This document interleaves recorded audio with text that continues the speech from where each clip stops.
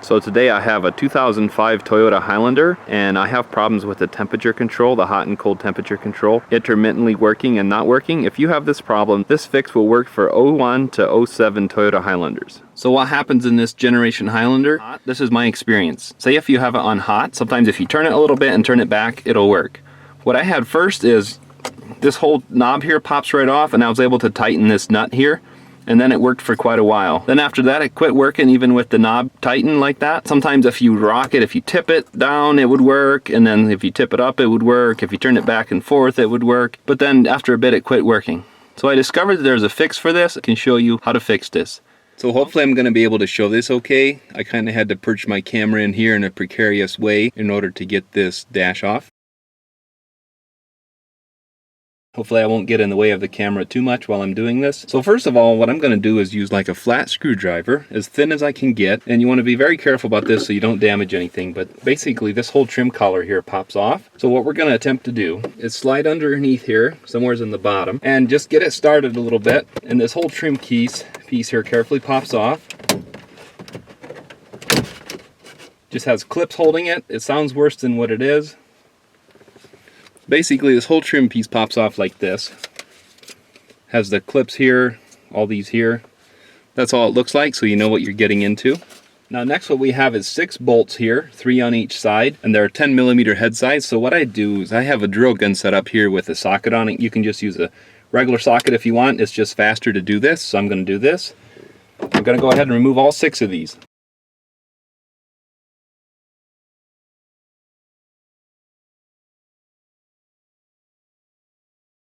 One thing I would also recommend is a needle nose plier for pulling these bolts out if they're hard to reach. Now for this next step, it may be easier to put this shifting lever all the way down. If you put your key in the ignition, make sure to have your e-brake set all the way so your car doesn't move. If you're in a level spot, and you can put this shifting lever all the way down. This allows you a little more room to work here. That's just a tip that I've found. So next we want to pull this straight back. Okay, so this part's kind of awkward to show, but these connectors in the back right here, they have these tabs right here that you can push down on to disconnect these ones. So now these first 2 connectors, like I said, on this tab right here, if they push down and then they come out. I actually had to pry a little bit with a screwdriver at the same time as pushing down to get them to slide out. Now this connector right here, I found if you push down with something like a screwdriver right here, at the same time as you're pulling it out, it'll slide right out. Now next back in there we have 3 more connectors, and they have the push part that you push in underneath them instead of these were on top, these top connectors. And then in the far back there is the antenna wire. So that's the last part that we need to disconnect. So go ahead and disconnect all those. Try to show this part a little bit. You can't really see, but I'm disconnecting these connectors back here. And there is quite a bit of room actually once you start pulling these out. These ones disconnect really easily. Then the antenna wire just slips out of there too.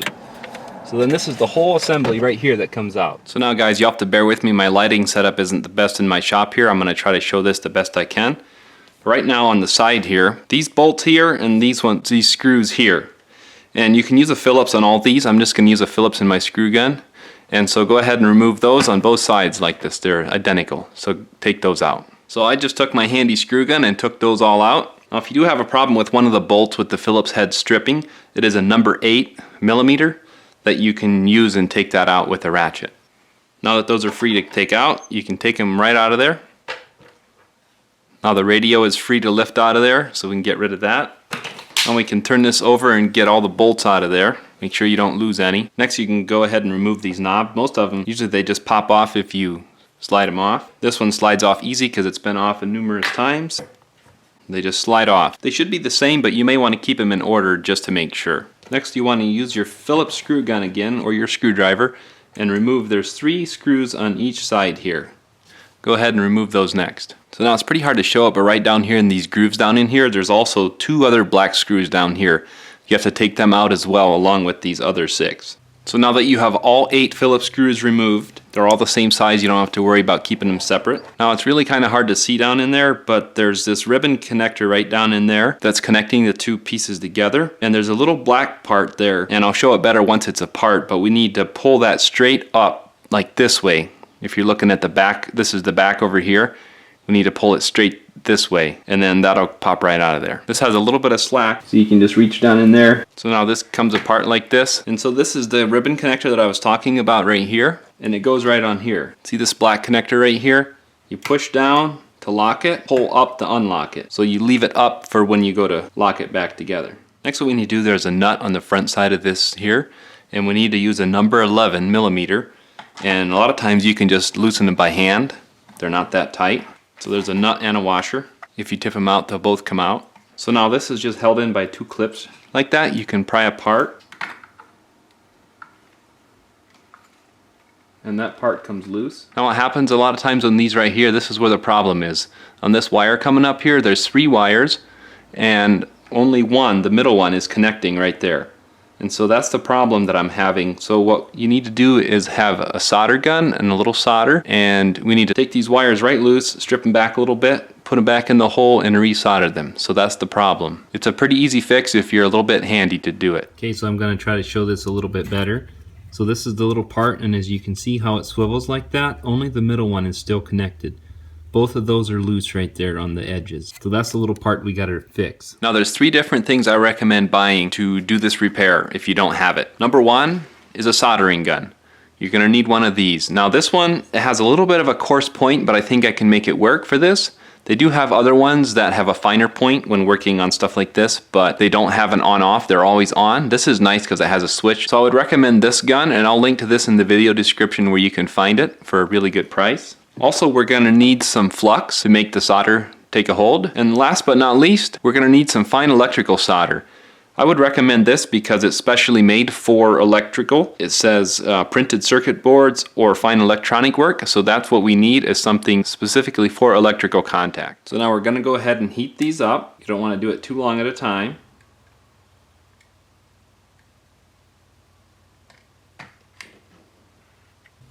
So now as you can see, we have this loose, and the one just has the one wire sticking out. That's the one that was still good. Okay guys, so one word about this part here. I saw another video on YouTube where a guy used a desoldering pump to get the solder out of here, but I don't have such a thing, and I'm guessing a lot of you might not have that either. If you don't have that, I wanted to show you another option. Basically what I found on this part here is if you use a pin, a safety pin, just like this, and what I do is just very carefully heat up on the top side with the soldering gun, one at a time, have your pin ready, and get it started in the top here, right where the hole goes. Once you get it started there, then while you're holding the pin in like this, then you use a soldering gun and heat up the bottom part here while you're putting pressure on with the pin from the top part. You can wiggle this pin around once it's down in the hole there, and then get on the back side here. You should be able to get in there and open it up. If you have to, while the pin is in here, heat against the base of the pin a little bit, and that'll heat the pin up a little bit, and then it'll slide right through. But basically, so you need to do that to clean out all 3 of those holes. Make sure that you can see through all 3 of those holes. You'll know that the wires can go back in there. Just be very careful that you don't damage anything on the circuit board. Just do it a little bit at a time, and you'll just see it work. So next you need to strip these wires down right here. As you can see, I ended up having to separate these a little bit. There's some material between them, so that's okay, but they're still in the right order because they come off this part in the right order. But basically what happened is I ended up cutting this wire back here a little bit when I was trying to separate the material here. So be very careful. What I found, if you use like a utility knife, you just very carefully peel this off. You want to strip it back a little bit. But so I ended up having to solder a little piece of wire to lengthen this one since it was too short. So in case that happens to you, if you have a little piece of wire laying around, you can just lengthen it like that. But hopefully you're careful and don't do that. Now the tricky part is to get these all through the holes here. You may need to solder a little bit on the wire since they're stranded in order to get them to come through so they all stick together. Mine, since I was able to make the hole big enough with the pin, they're all able to stick through. So as you can see, they're all sticking through there. So now we have to take our paste flux. Just put a little bit on each spot there. It doesn't take much. I'm just putting on with something I have handy. Now next what you need to do, just have this sticking through. Heat it a little bit.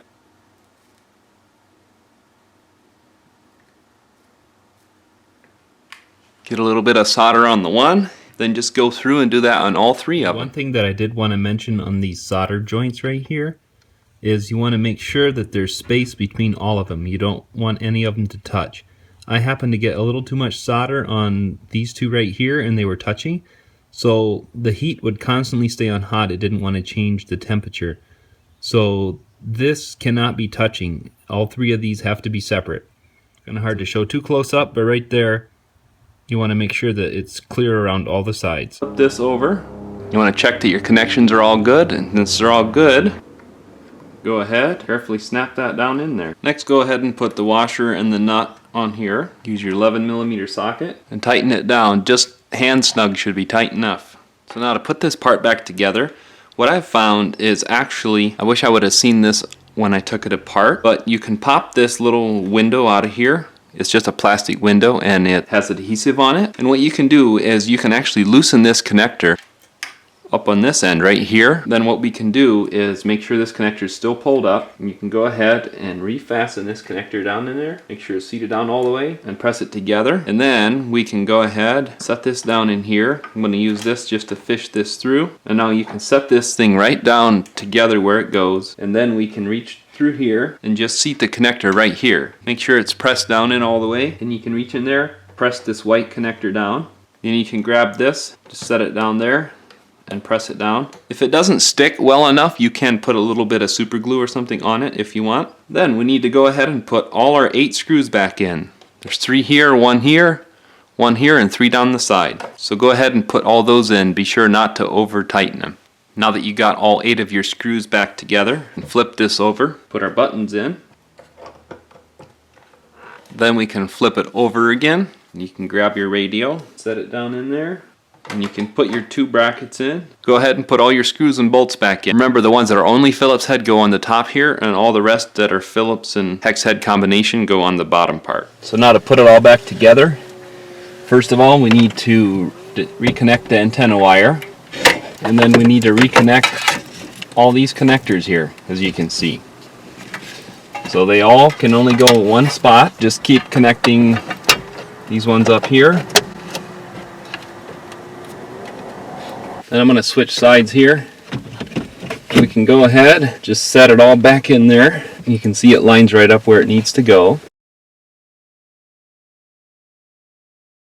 So there's another point that I want to make really quick. Once you have it in your car, if these buttons don't work, the recircle, air conditioner, or the rear defrost, what you can do is loosen the unit, slide it ahead a little bit so you can get back in here. It's this connector right here that's not seated quite right, because all I did was I was able to loosen it, wiggle it a little bit, and reconnect it, and then everything worked. So just wanted to throw that out there in case you run into that problem.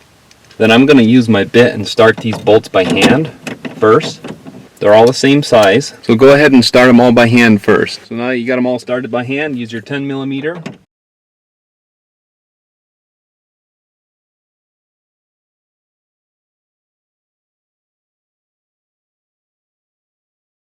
Now you can either snug them up by hand, or if your drill chuck has a locking feature like mine does, then once it's stopped you can just use this whole drill to torque it and just snug them up tight.